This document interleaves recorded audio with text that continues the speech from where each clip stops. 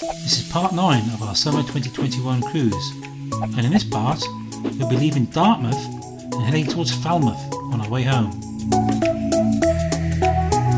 It's now the 17th of August and our time in Dartmouth has come to an end. We've got to move on. Our next stage, jump round the coast on our way back home. We want to see if we can get to Falmouth.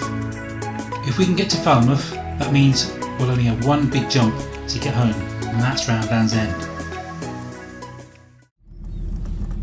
I've done my route planning calculations and we must get around start point before 8 o'clock in the morning, otherwise the tide will be against us. Anyway, we're setting off about before 7 o'clock and this journey is going to take us nearly 9 hours.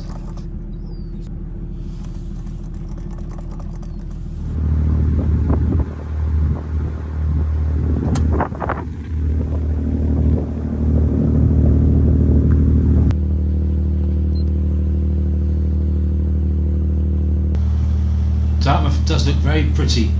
It is a shame to leave after such a short time, but we'll be back.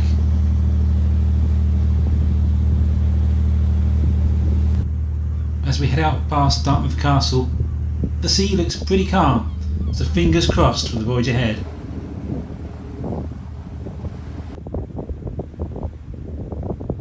There's been a small break in the weather, but it's nowhere near as calm as we'd normally like. Anyway, we're hoping it's not going to be too bad going around start point. The weather forecast is showing northwesterlies 4 or 5. Sea state is slight, but it's going to get more moderate around the west of the Lizard. The wind forecast does look quite nasty in the area around Eddystone Rocks.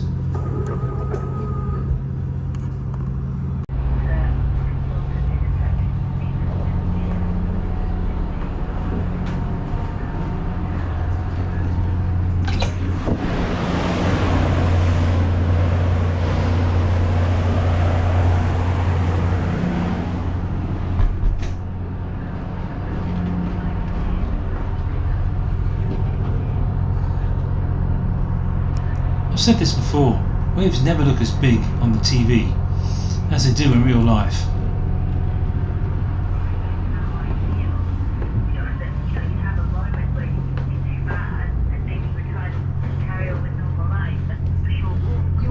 Wanderlust is a big heavy boat and it's made to cross oceans, and we have stabilisers to minimise the roll, but it still pitches up and down.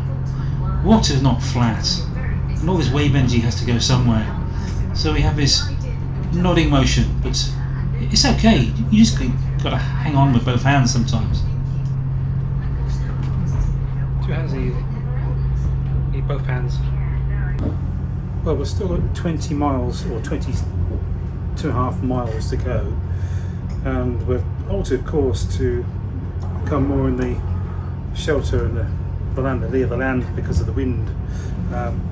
It's blowing up to 6. Maximum there of 24.5 knots. Averaging at the moment just over 20 knots, which wasn't forecast, but that's the way it is.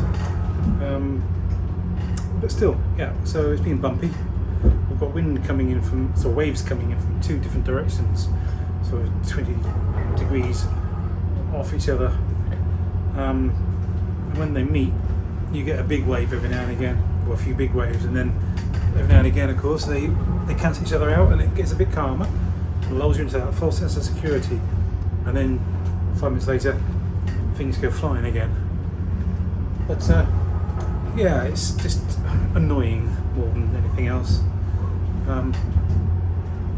We'll get there. It's taking longer than expected, knocking probably a knot off the speed.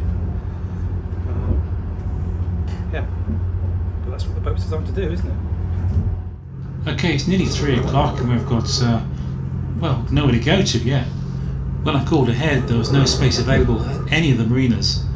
We were booked into Port Pendennis in a couple of days' time, but bringing the journey forward means that there's no space for us today. So we face a possibility of having to anchor up somewhere in Falmouth Haven. Okay, it's been nice and calm now for the last hour. Well, not calm, I should say. We're about 5 miles from the entrance to Falmouth. So, yeah. bumpy journey. Starting to see a few pot markers now.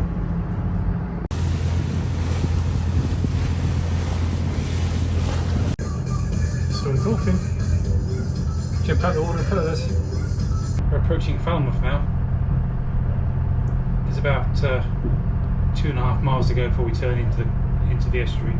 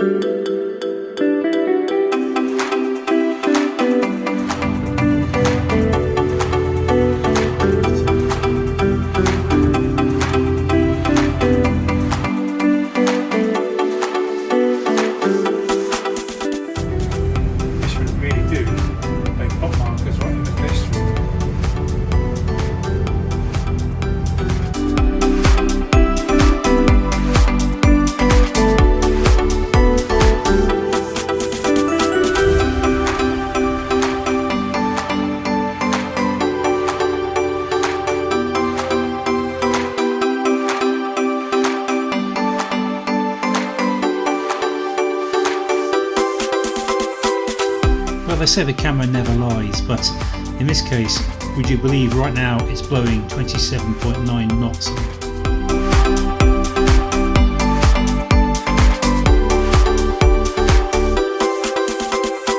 Once again, things have a way of working out. An hour before we got to Port Pendennis, they called us and said they had found a space. This means we don't have to go up the River Fowl to look for somewhere to anchor. We've arrived at Port Pendennis Marina and there isn't a lot of space. There's a little gap there behind that Fleming, but I doubt if we can fit in that. With a little help from the friendly marina staff, the Fleming was moved forward a little bit and we just about slotted in. That's a nice space. There we are. We've arrived in Falmouth. Finally, after 10 hours of very, very bumpy journey. It was very windy, force 5 and 6 all the way, so that was strong winds, and it was bumpy. But we are in Falmouth and we might be going tomorrow morning. It all depends on the weather, but it's going to be quite bumpy around Land's End, so we should have to look very carefully. Other than that, we might be stuck here for a fortnight. But town centre's just here. We're at Port Pendennis Marina, and well, it's a bit late to go exploring, but I haven't seen much of Falmouth yet. This trip totalled 66.5 nautical miles, and because of the weather knocking about a knot off our speed, it's taken us 10 hours to get here. Behind me is the National Maritime Museum. We've got Port Pendennis Marina here, the Plymouth Haven Harbour Masters, yacht anchorages. You have the Super Yacht Marina at Port Pendennis here, where they have the really big boats. Having said that, there's one here, look.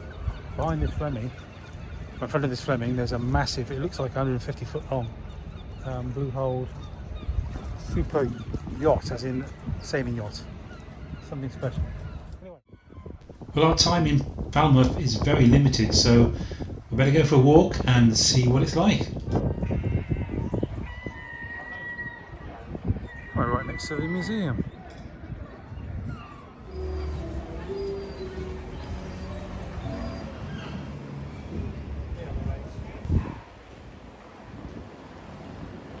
Falmouth is a little bit like Cowes. There's a high street that runs parallel with the waterfront.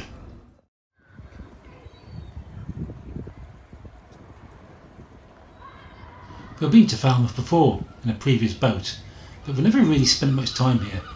I think we've got to come back and do some exploring.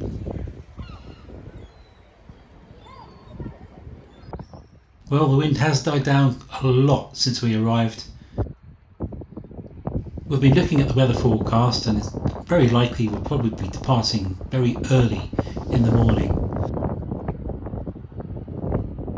When we head off in the morning, we're going to be heading round Land's End and up the Bristol Channel, heading towards our home port of Portishead. Be sure to join us in part 10, the final part of this adventure.